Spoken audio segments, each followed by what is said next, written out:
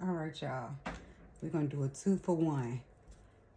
How to make your baking soda colored and what consistency I use for the texture that I like.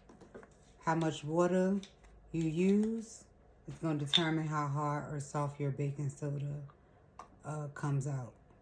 From my experience, the more water you use, the harder it is, but the baking soda dissolves faster, so you use much more. If you want to make baking soda the texture to where you bite into it and it instantly bursts into powder, you want to use less water. I want my baking soda to be hard to crunch, where I gotta fold up my forehead to bite down on it. So I've seen people color theirs different ways. Some people use powder, some people use, I use a regular gel or liquid food coloring. I add it directly to the water, and then I add the water to my baking soda. However you want to do yours, whatever works for you, works for you. I found this works for me. I wanted to do a nice hot pink, but as you can see, the pink isn't getting that hot. It's still staying pretty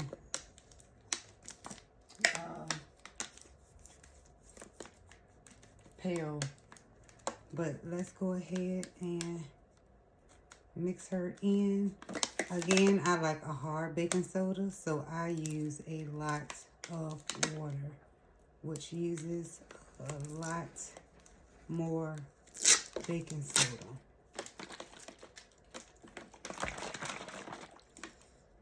I use a paintbrush or a metal straw to stir the product, because I just find that it works better.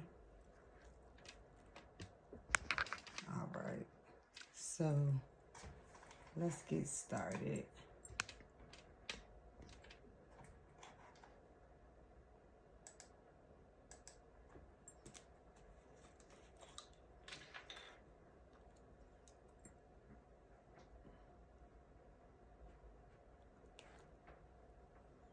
Mixy, mixy, mixy. Oh, this is pretty.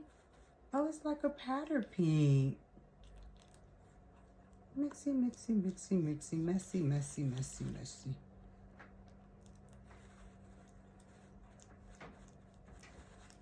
Make sure you get all the way to the bottom, all the way on the sides. I usually like to do the sides and outsides, and then move to the middle. Yes, I'm adding more water. Yes, I am.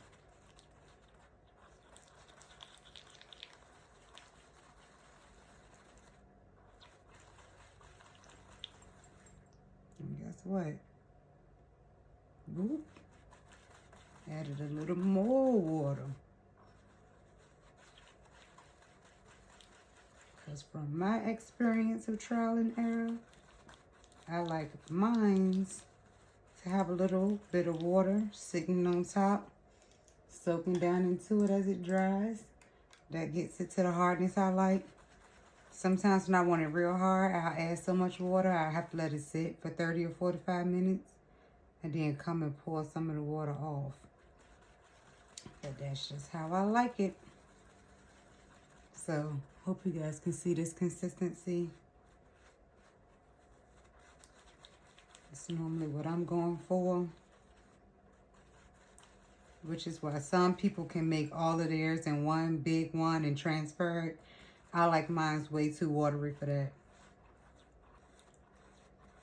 If you're doing I actually will recommend, if you're not doing a wet mix like this, I would recommend doing it all in one container and then transferring it to the mold, because I mean, it'll be much quicker and it makes much more sense, but that doesn't work for me. It's way too messy and too runny for me. So I'm going to do this 5 more times. I usually try to put like a hole in the middle.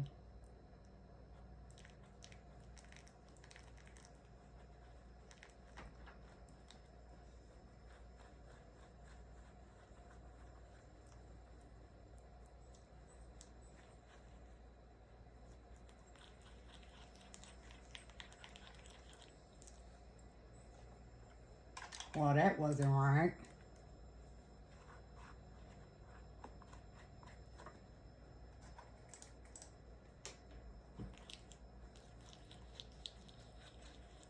Get those sides very well. You know me. Bloop.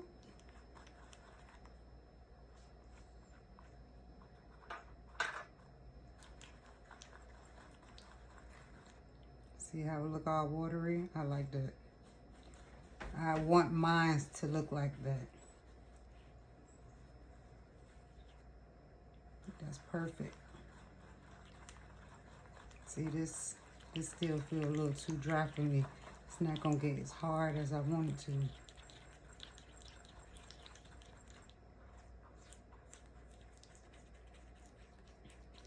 Oh, you know what? I should do one with the consistency that most people would want. All right, let me take a break, and I'll do one with the consistency that most people will want. I also find that consistency works better when it's done by hand instead of being stirred up, but